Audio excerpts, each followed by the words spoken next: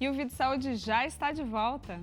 Patrícia, a gagueira está envolvida por um grande estigma social. As pessoas que gaguejam geralmente são percebidas como nervosas, tensas, desajustadas emocionalmente. Esses são grandes estereótipos, em torno da gagueira. Vamos conversar também com uma especialista no assunto, a fonoaudióloga a doutora Renata Donadelli, que vai nos ajudar a entender um pouco melhor esse transtorno da fluência da fala. E é muito bom ter a participação sua. Você aí de casa, envie uma mensagem para a gente, vamos fazer as perguntas para a doutora, vamos aproveitar porque é consulta em casa. Anota aí o WhatsApp 12 982 660004. Se você preferir, pode apontar o seu celular com a câmera do seu celular para a TV e vai ser direcionado automaticamente para o WhatsApp. Fica mais fácil. Aí você manda a sua pergunta e não pode esquecer de colocar o seu nome e a sua cidade para a gente poder se abraçar, mesmo que seja à distância, e conversar um pouco sobre esse assunto tão importante. A gente tem aqui a doutora Renata. Tudo bem, doutora Renata? Muito obrigada mais uma vez pela sua participação no programa. E eu acho que... Tudo bem? Tudo bem, querida? Que bom estar mais uma vez aqui e hoje com vocês, né? Sim, a gente está gaguejando aqui, nós somos novos aqui, então a gente ainda dá uma titubeada, mas a senhora estava me explicando que a gagueira não é exatamente esse momento aqui de nervosismo, O que pode ser considerado a gagueira? Isso, interessante que a gente chama isso de gagueira e normalmente as pessoas falam, eu gaguejei muito no começo do programa ou naquela entrevista, na apresentação, Mas isso, na verdade, é um momento de disfluência. E aí a gente acha que todo mundo que faz isso tem é que existem as disfluências comuns e as disfluências gagas. Então, o que vocês acabaram de acontecer agora foi uma disfluência comum. Entendi. Aí você acha que fez uma outra pergunta. Oi? Você me fez uma outra pergunta. Isso. Eu queria saber se qualquer pessoa pode apresentar esse tipo de disfluência. Então, vamos lá. Aí a gente vai tocar no assunto das causas, Então, assim, como é que pode acontecer a gagueira? Existem várias causas, o tempo aqui não nos permite, a gagueira é multifatorial. Então, a mais forte é genética, tem as questões biológicas, Então, a gagueira, o que é a gagueira? É um distúrbio de fluência, uma alteração da fluência, E a gente chama de um distúrbio do neurodesenvolvimento que começa lá na infância. Se não começou na infância, não é gagueira, pode ser outra alteração de fluência. Muito legal, doutora, muito legal. E a gente tem aqui um quadro, um display muito belo, preparado aqui pela nossa produção. Mais uma vez, sempre coisa bacana aqui, viu, Patrícia? Olha só, há alguma fase no desenvolvimento das crianças que é normal a gagueira, doutora? A gente tem aqui, por exemplo... hoje, A gente está nervoso difícil. Hoje porque a gente está falando com uma fome. Sabe o que é, Patrícia? É a emoção, é emoção, porque hoje é o último programa que a gente está aqui, amanhã a Teru já volta, então a gente já está emocionado. A gente quer deixar bonito, mas não está dando muito hoje certo. Hoje está pior dia. Mas olha só, a gente tem um quadro aqui muito bem preparado, doutora, e tem algumas fases aqui, tem um transtorno da fluência. E eu queria ir passando aqui, mas antes disso, só para a gente entender, essa questão das crianças, isso seria mais normal? Como que é? Então, olha, inclusive eu quero explicar esse momento que vocês falaram que estão sentindo. Isso se chama aumento de demanda linguística, tá? Então, existe uma pressão, essa pressão que vocês acabaram de falar, hoje é o nosso último dia, isso se chama demanda linguística. E acontece isso com as crianças, quando elas estão aprendendo a falar. Então, quando a gente fala muito rápido, a gente, às vezes, não dá muita vez para a criança, ela está tentando equilibrar o vocabulário, a palavra nova. Quem vê vocês vão entender bem, todo mundo que está aqui. Sabe quando a gente vai aprender inglês? Você sabe um pouquinho do inglês, aí uma pessoa vem falar super rápido, aí você fala devagar que eu estou aprendendo. Se você falar devagar, eu consigo te entender, justamente porque diminuiu a demanda linguística. Então, com a criança, tem um momento que ela demonstra essa disfluência. E aí, é justamente no mesmo momento que começam os primeiros sinais da gagueira. Então, a gente fica difícil descobrir, é normal esse momento ou é uma gagueira mesmo que vai se tornar persistente até o resto da vida? Então, Por isso é importante procurar uma ajuda. E como que a gente faz? Como é que a gente não deve falar para uma criança que está gaguejando, né? Tem alguma coisa aí que a gente pode facilitar, Você né? fez uma ótima pergunta, que inclusive é um dos mitos. As pessoas falam assim, para quem está gaguejando, então não falem, por favor, ninguém vai mais cometer esse erro. Não fale assim, fala devagar, tenha calma. Isso é um mito, isso não ajuda, pelo contrário. Isso prejudica a fluência. Imagina, vocês estão falando e alguém fica te interrompendo e pedindo calma para você, né? Não fica natural. Então, a melhor coisa é você ouvir sem interromper a criança ou o adulto. Então, essa é a melhor forma da gente ouvir com paciência, porque o máximo que pode acontecer, repetir, demorar um pouquinho só. Então, quando a gente que está ouvindo fica mais calmo, tranquilo, favorece o discurso do outro. Disponível, Muito bom, com certeza. Olha só, temos algumas características aqui desses transtornos de fluência. A primeira, que eu gostaria de mostrar, é a continuidade. O que seria, doutora? Olha só, então assim, nos distúrbios de fluência, muitas vezes a gente tem um problema na continuidade, porque acontece o quê? Parada. Vocês viram que eu parei aqui? Talvez alguém pensou, travou? Será que travou a internet? Né? E quando está falando com alguém, também acontece essa trava. Então, são alterações na continuidade da fala. Então, são interrupções. Eu fiz aqui um bloqueio, né? Então, eu imitei um bloqueio. Isso é um tipo de disfluência gaga, né? Normalmente. Mas existe também, olha, acabei de fazer um agora. Também existe na espontaneidade algumas interrupções desta continuidade. Para saber se aquilo é patológico ou não, se é algo que precisa de tratamento, precisa fazer a avaliação. Vamos ver, eu estou curiosa aí para você virar a próxima. Vamos lá. A próxima é a suavidade. Muito interessante essa forma que você mostra, doutora. Consigo perceber o que você está falando, né? Explicando, falando o que seria, então, a suavidade. A suavidade é a maneira que a gente deve falar de uma forma... os distúrbios da fluência, muitas vezes, alteram essa suavidade, tá? Então, não é só falar suave, tá, gente? Então, a gente está falando aqui de manifestações das alterações de fluência. A gente comentou da gagueira, mas a gagueira não é a única alteração de fluência. Tem gente que fala super rápido, muito rápido, vai embolando tudo. Nossa, ó, o pessoal começou até a falar assim, o que ela tá falando? Porque eu comecei a falar muito rápido, ou se eu falar muito lento, tá? Então, e tá interligado a suavidade e a continuidade que vocês acabaram de mostrar. Vamos ver o próximo. Certo. Temos as disfluências. O esforço também seria uma disfluência, né? Um transtorno de disfluência. São manifestações da acontecem gagueira. Porque eu posso ter uma disfluência sem esforço. E é bem típico da criança que começou a falar, ela tá falando, ela tá equilibrando. Então, às vezes ela faz, mamãe. Então, mas não teve esforço. Agora, se ela faz, mamãe, ela tá tendo esforço. Muito bom. O próximo aqui seria o prolongamento dos sons, doutora. O que acaba acontecendo. Aí o que a gente mais percebe, acho que é esse, né? O prolongamento. Então, vai chamar a mamãe, mamãe, eu prolonguei, suco. Mas também tem repetições. É que aí no display foi colocado apenas algumas, né? Alguns pontos para a gente refletir nessas manifestações que a gente vê. Repetições, bloqueio e prolongamento. Muito bom. O próximo seria... os movimentos motores involuntários.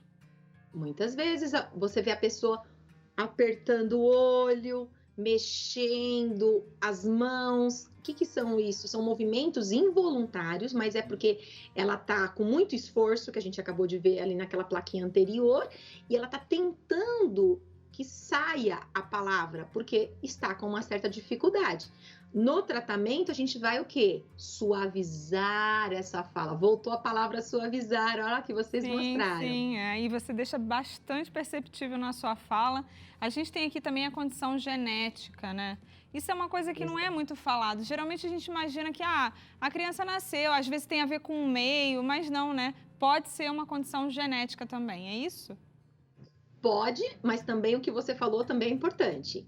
Questão genética e o meio ambiente onde ela está. São duas coisas que se somam, tá? Então, tem questões genéticas, biológicas, uma série de estudos, tem comprovação que não é psicológico. Então, tem muitas pessoas que falam, não, mas olha só, quando chego perto do meu chefe eu gaguejo, mas eu não gaguejo na minha casa. Ou eu só gaguejo com tal pessoa, só pode ser psicológico. Não, tudo isso tem a ver com o contexto linguístico, com a comunicação. Mas não é psicológico, porque tem estudos com comprovação científica que não é psicológico, porque tem estudos do gene, de uma leve mutação do gene. Então, assim, depois existem várias causas, né? Como eu falei, é multifatorial. O importante sempre é dizer que é multifatorial. E o ambiente também ou vai minimizar ou vai potencializar. Acho que a gente tem que aproveitar essa data, né, para alertar. Então, a gente entendeu o seguinte: começa na infância, são algumas das características que a gente mostrou nesse quadro aqui, mas qual é o momento que eu devo buscar ajuda médica? É ainda na infância ou só na fase adulta? Olha, muito importante que se a gente conseguir passar essa mensagem aqui, olha, salvou a campanha desse ano. Precisa procurar ajuda e avaliação sempre que a criança começou a gaguejar. Você vê que um momento ou outro, tudo bem. Mas passou 2, 3 dias, uma semana, não espere mais que isso. Não espere. Tem pessoas que já buscam ajuda com 3 dias. Porque assim, olha, pode entrar em contato, não é necessariamente buscar uma avaliação, pode entrar em contato com a Associação Brasileira de Gagueira, o Instituto Brasileiro de Fluência, entendeu? Tem como você ter outras informações para você já ler algo, tem informações, inclusive eu produzi, junto com a doutora Simone Herrera, que é uma professora da USP, e a professora Paula Moura, e eu fizemos um e-book gratuito com orientações para esses pais.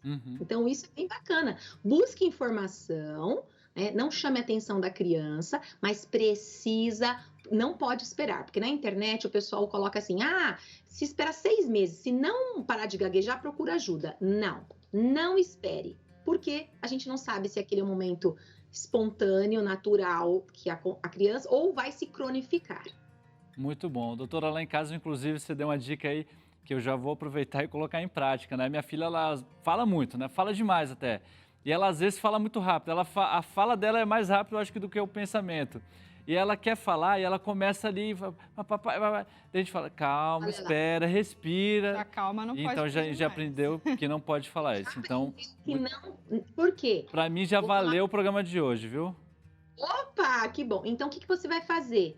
Você vai dar um modelo de fala para ela. Simplesmente, vocês viram o que eu fiz aqui? Eu não diminuí o meu ritmo de fala? Sim. Você só vai fazer isso.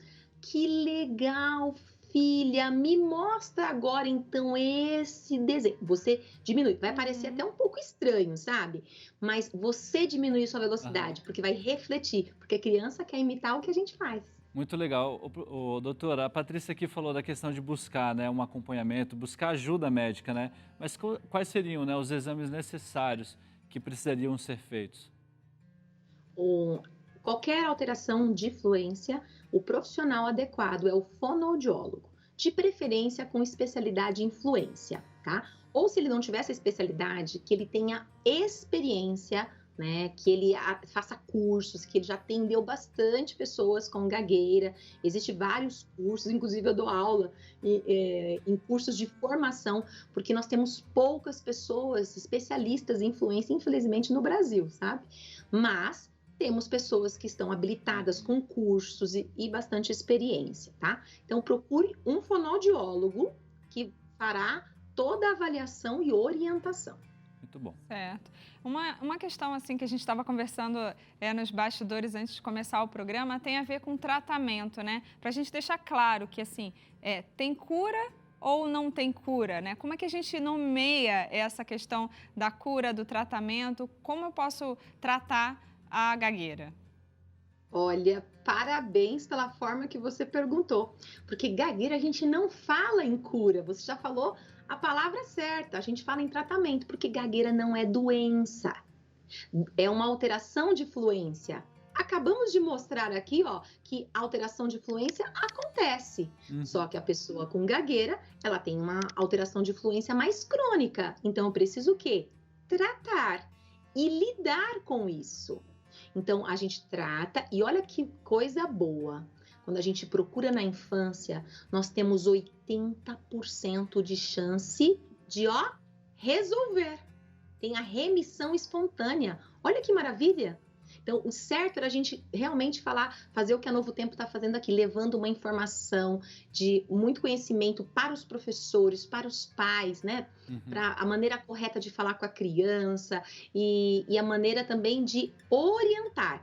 Em vez de o pai falar assim, ele é novo, depois eu vou procurar ajuda. Não, não, é agora, procura agora, porque Quanto tem mais cedo, melhor. 80% de chance. Exatamente. Muito bom. Doutora, você já sabe, tem muita gente participando do programa, querem tirar algumas dúvidas e a gente já vai colocar na tela a primeira pergunta. A pergunta da Carla, ela diz o seguinte: meu filho tem 2 anos e tem momentos que ele vai falar e começa a gaguejar. Isso é normal? Vai passar? O que devo fazer? Ajuda essa mamãe aí, doutora. Vamos lá. E olha, foi muito boa a pergunta dela, que é uma pergunta, inclusive eu tenho até, as mães dos meus pacientes estão nos assistindo agora, porque isso é muito comum.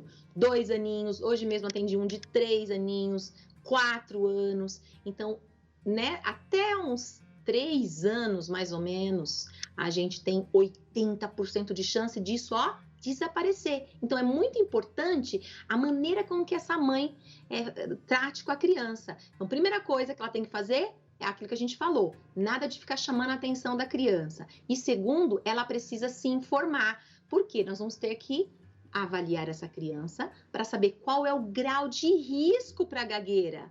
Porque um profissional, um fonoaudiólogo que tem essa informação, ele vai falar, aproveitando, dá tempo para falar os fatores de risco, gente? Conseguimos, sim. Então, quais são os fatores de risco? Primeiro, o sexo. Sabiam que os homens as meninas têm mais probabilidade de melhora e os homens, olha aí, ó, os homens, a cada 4 homens que têm gagueira, uma mulher tem gagueira, tá? Então, se é homem, aumenta o risco. O tempo, quanto tempo essa criança está gaguejando? Se ela está gaguejando, antigamente esperava até 6 meses, hoje não se espera mais do que 8 semanas. E aí eu nem gosto de falar de esperar 8 semanas, não espere nunca, nada. Começou a gaguejar, entre em contato. Hoje a gente tem, inclusive eu deixo o meu Instagram à disposição, aqui eu sempre estou respondendo os ouvintes da Novo Tempo, para orientar como essa mãe agora. Então, mãe, você precisa levar seu filho para saber quais são os fatores de risco. Então, o tempo de gagueira, hereditariedade. Se tem alguém na família que gagueja, leve já, porque a gente tem uma forte influência da hereditariedade. Mas se eu não tiver, posso ficar tranquilo? A gente sabe que a genética às vezes pula a geração. Então, na dúvida, é melhor levar para analisar os fatores de risco. Olha, adorei, porque geralmente os médicos que eu vou falam assim, espera mais um pouquinho. Isso é muito recente para você chegar a uma conclusão. E às vezes, se a gente for atrás do tratamento o quanto antes, né, ou multidisciplinar, né, terapias multidisciplinares ajudam em várias coisas, não é verdade? Exatamente. E às vezes, orientação. Às vezes o fonoaudiólogo já envia um folheto, a pessoa tenta por 1 semana ou 2 no máximo, aplicar aquelas orientações, entendeu? Entendi.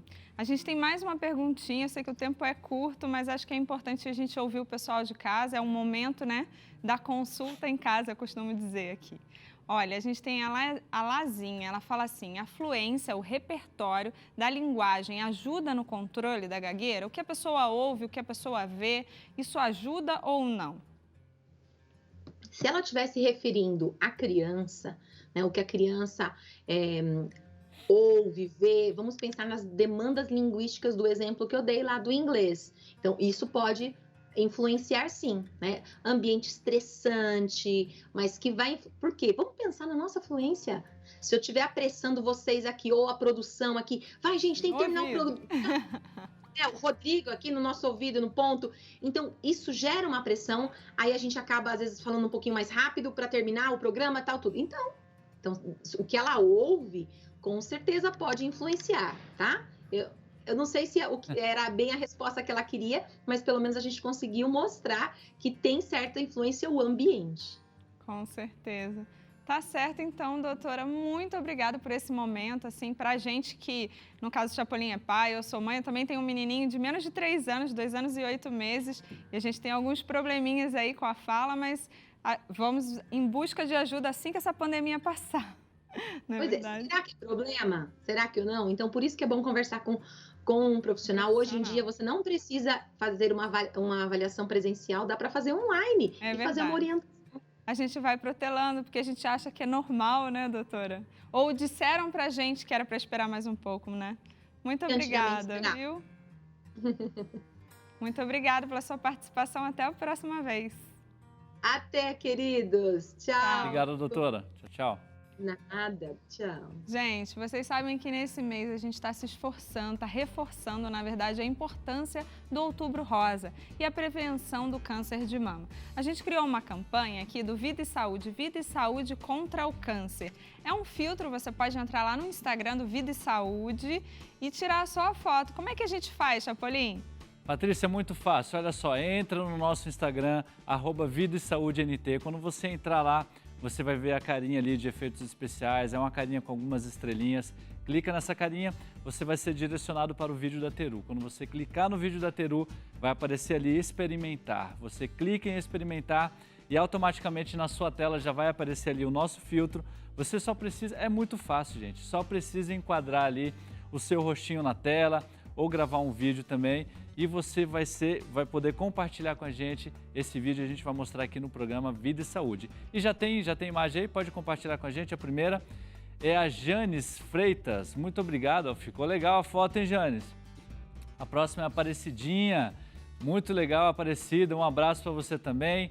Tem mais foto aqui, é a Letícia Santos. Letícia, muito obrigado também com o nosso filtro.